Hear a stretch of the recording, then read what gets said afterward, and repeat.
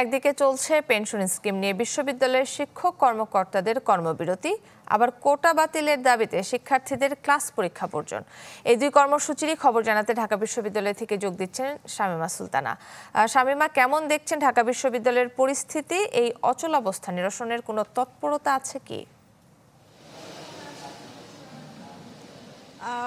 দুটো নিয়ে যদি বলতে হয়, আপনি প্রথমে আমি পেনশন স্কিম নিয়ে যে আন্দোলন, সেই আন্দোলন 3 দফার সেই আন্দোলন নিয়ে বলছি যে এখানে কিন্তু শিক্ষকরা 1 তারিখ থেকে তারা সর্বাত্মক আন্দোলনে গিয়েছেন এবং তারা ক্লাস পরীক্ষা এমনিতেই নিচ্ছেন না এবং তারা কর্মবিরতি দিচ্ছেন এবং সব ধরনের কাজ থেকেই তারা আসলে বিরতি থাকছেন। সেই বিরত থাকার মধ্যে তাদেরকে কিন্তু এখন পর্যন্ত সরকারের দিক থেকে কোনো আলোচনার জন্য বসা হয়নি বা আলোচনার জন্য ডাকাও হয়নি। আরেকটি বিষয় বলে রাখি যে মাঝখানে একদিন আওয়ামী লীগের সাধারণ সম্পাদক তিনি তাদের সাথে বসার কথা ছিলেন, কিন্তু সেই আলোচনার যে কথা ছিল সেটি কিন্তু স্থগিত হয়েছে।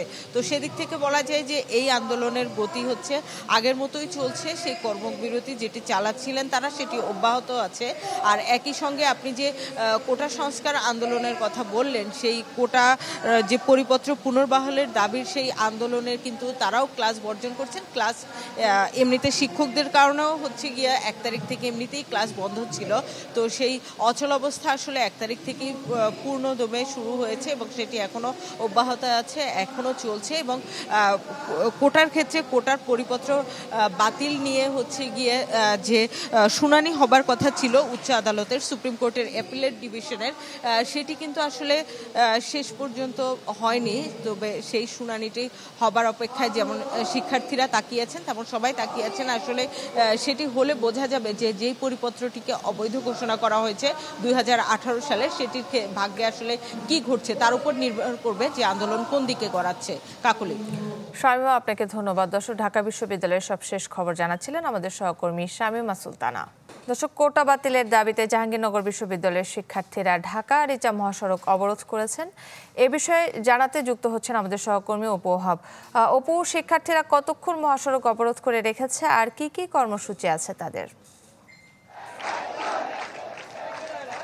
কাকলি, শিক্ষার্থীরা কিন্তু আজকে কোটা বিরোধী আন্দোলন, অর্থাৎ 2018 সালে যে প্রজ্ঞাপন জারি করা হয়েছে, এই প্রজ্ঞাপন বহাল রাখার দাবিতে কিন্তু তাদের যে আন্দোলন, তাদের দাবি একটাই, তারা যেটি বলছেন যে তাদের কোটা, কোনো প্রকার কোটা তারা চান না, কোটা মুক্ত বাংলাদেশ চান তারা।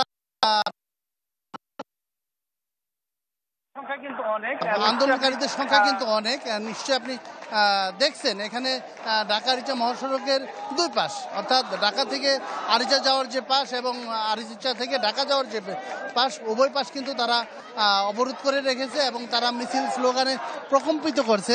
আজকে তাদের দাবির কথা যদি বলি, তাদের দাবি বারবারই তারা যে দাবিটি করছেন, তাদের দাবি হচ্ছে যে কোটা, অর্থাৎ কোটা যে। আচ্ছা, আজকে আপনাদের দাবি কি? আমাদের দাবি হচ্ছে যে 2018 সালের যে পরিপত্র আছে এটার পুনর্বহাল যেন থাকে, সেই দাবি নিয়ে আমরা আজকে এখানে উপস্থিত হয়েছি। আর আমাদের দাবি যতক্ষণ পর্যন্ত মেনে না নেওয়া হবে আমরা আমাদের কর্মসূচি চালিয়ে যাব। ধন্যবাদ আপনাকে। আসলে সবার সাথে, অনেকের সাথে আমি কথা বলেছি, অনেকের বক্তব্য কিন্তু প্রায় একই রকম, যে তাদের যে ধন্যবাদ। দর্শক, কোটা বিরোধী আন্দোলনের খবর জানাচ্ছিলেন সাভার থেকে অপু ওহাব। নগদের কাছে সব গ্রাহকই প্রিয়, তাই তো সারা দেশে ক্যাশ আউট চার্জ সবচেয়ে কম।